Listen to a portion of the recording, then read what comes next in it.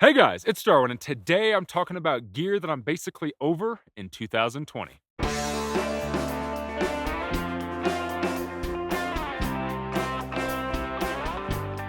All right, so just like last year, it's that time yet again for another gear purge.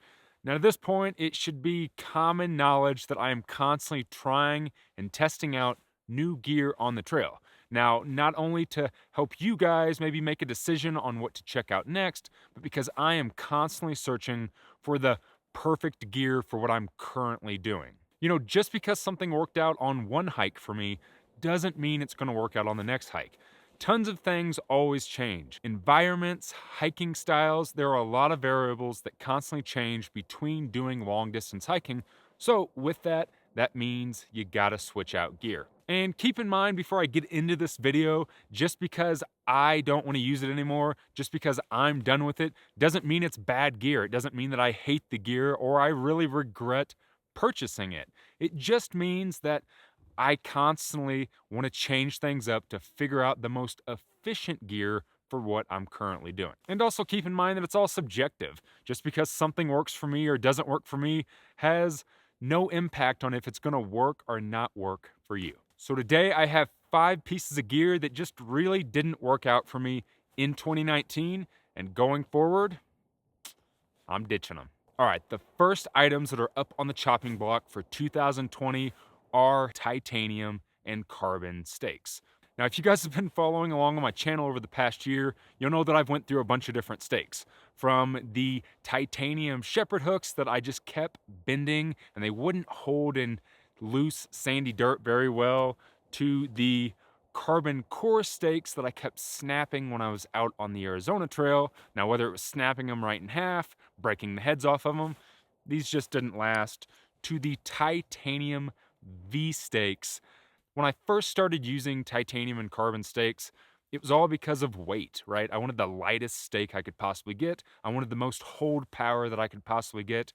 But in my experience over the past 2 years, every titanium stake I've used and every carbon stake that I've used has broke or bent or doesn't hold. So going forward, I'm done with carbon and titanium stakes. Instead, I recently found this guy, which if you watched in one of my previous videos, I talked about it. It's the Easton Nano Aluminum stake.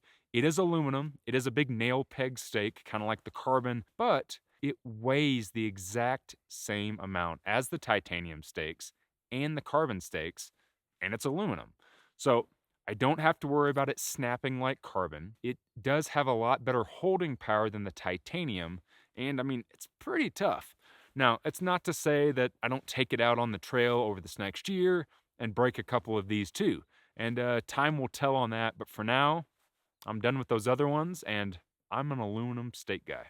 All right, the next piece of gear that I'm basically done with for 2020 is one that just didn't work out for me last year as much as I really wanted it to, and that is the DJI Osmo Pocket. Now, obviously, this isn't really a piece of backpacking gear, but I did suggest this of being a really great camera for somebody that wants to go out on a thru hike and vlog their hike without using a cell phone. And I still hold true to that.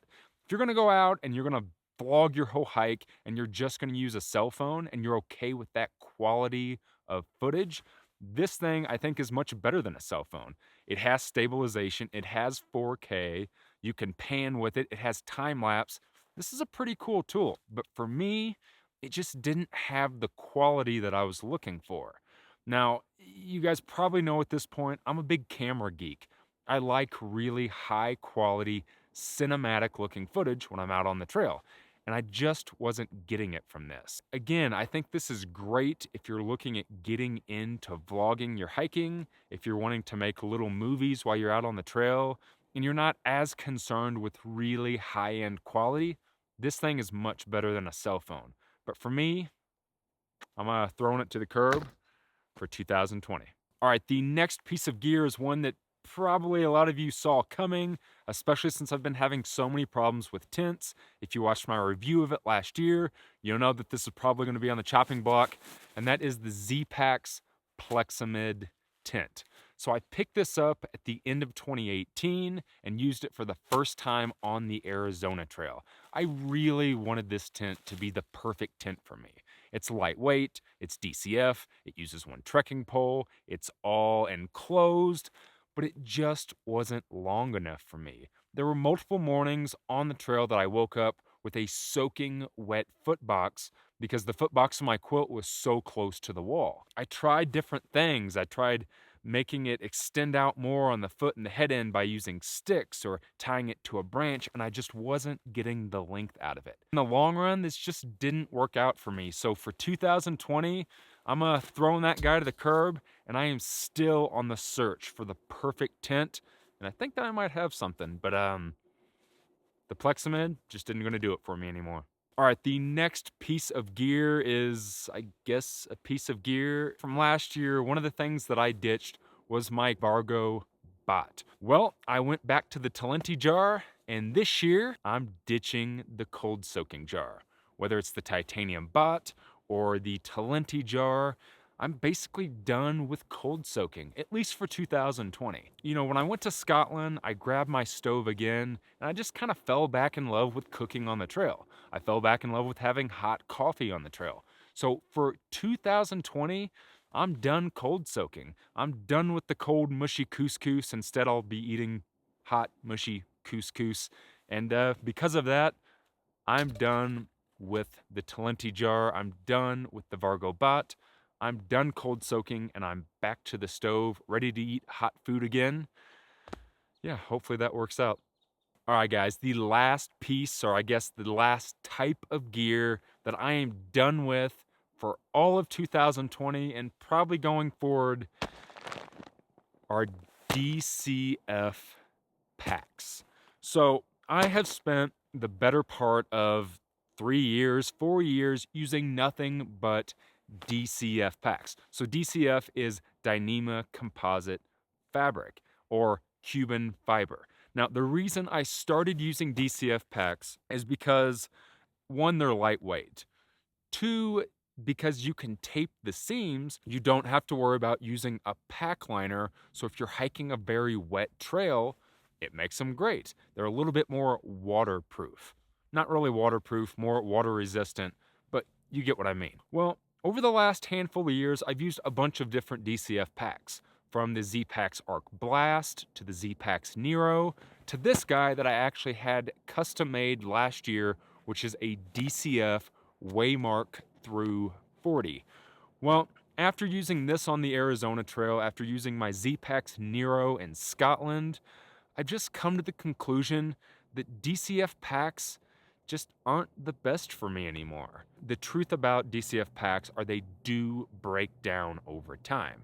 Now, not just because of abrasion and seams breaking, but DCF tends to shrink over time, so the way you get a pack in the very beginning and its size, it changes over time, at least in my experience in the packs that I've had. And the other main reason why I'm going to not use DCF packs anymore is because of how they ride. Because it is such a loose, flimsy material, it doesn't hold its shape very well.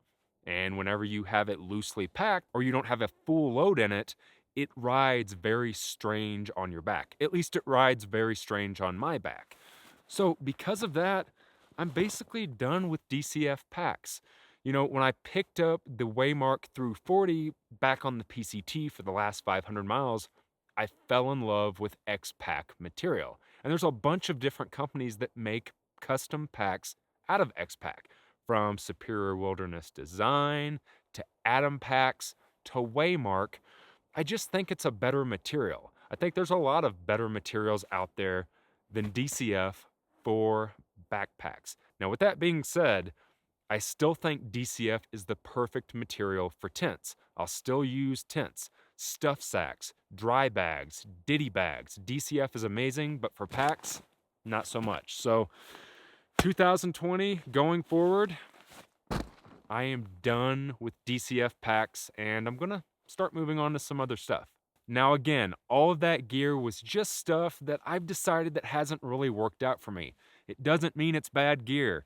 It doesn't mean that I regret buying it or I hate it or I might not use it again in the future. It just means for 2020, I'm done with it. So now that I'm done with this year's gear purge, I'm ready to move on to some of my main gear list for 2020. So keep an eye out because my gear list for the AT, for the Colorado Trail, for the GDT will be coming soon, along with a couple other gear videos that I'm pretty excited to share with you guys. And then in less than like 40 days, I'll be back out on the Appalachian Trail to start my hiking season. So time to put some new gear to the test. So what's some gear that didn't work out for you over this past year? What's some stuff that you're gonna purge and get rid of and maybe even pass it along and pay it forward to a friend that's getting into hiking? Because that's probably what I'll do. Leave me something down below and let me know your thoughts. If you found any value in this video, go ahead and hit that like button. Subscribe to my channel if you haven't already. And as always, guys, thanks for watching.